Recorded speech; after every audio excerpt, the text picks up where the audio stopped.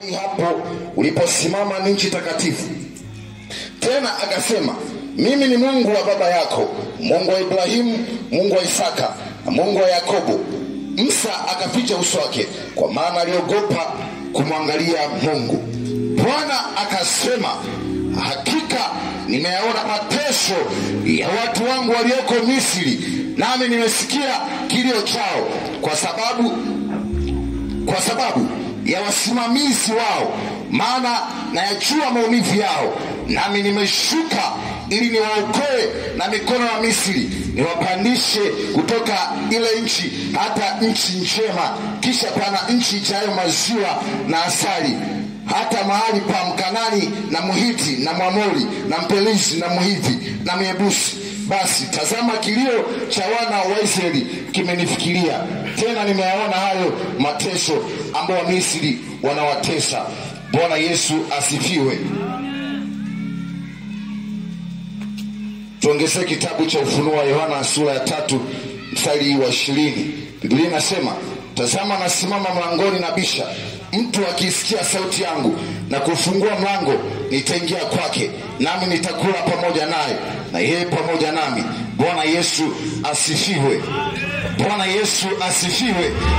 Haleluya. Makutano, tunaona Biblia inaeleza kwa habari ya Musa wakati anazungumza na Mungu. Tunaona Musa wakati anasema na Mungu, Mungu akasema naye Musa katikati ya kile kijiti, akasema kwamba hakika nimeona mateso ya wana wa Israeli. Hakika nimeona wana wa Israeli namna gani wanavyoteseka.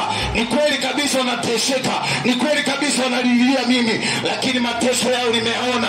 Mungu akasema na Musa, akamwambia kwamba nimeshuka ili nipate kuokoa sawa sawa mateso yao. Mungu aliona mateso ya wana wa Israeli, akashuka kwa ajili ya kuokoa sawa sawa mateso ambayo unakutana na wewe katika maisha yako. Yamkini ni magonjwa yanakutesa kwa miaka mingi, yamkini ni shiki zinakutesa kwa miaka mingi, lakini nataka nikwambie jioni leo, Yesu Kristo ameshuka kwa ajili ya kukuokoa. Yesu Kristo ameshuka kwa ajili ya kukuponya. Nasema ya kwamba Yesu Kristo jioni leo yuko mahali hapa kwa ajili ya kukufungua, kwa ajili ya kukuponya, kwa ajili ya kutatulia shida ulizonazo. Bwana Yesu asifiwe. Bwana Yesu asifiwe. Bwana Yesu asifiwe. Yesu Kristo ameona mateso yako. Mama, uko jinsi ambavyo umelia kwa miaka mingi. Yamkini umelia una mtoto, yamkini umehangaika ndani ya ndoa yako na miaka 10 mpaka leo hii una mtoto, umeteseka.